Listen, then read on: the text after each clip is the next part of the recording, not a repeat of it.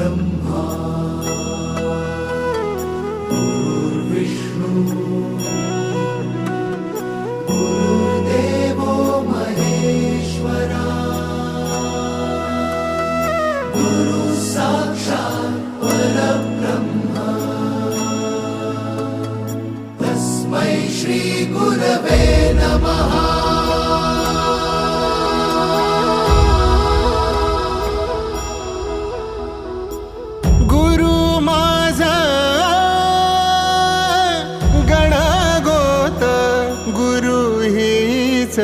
माऊली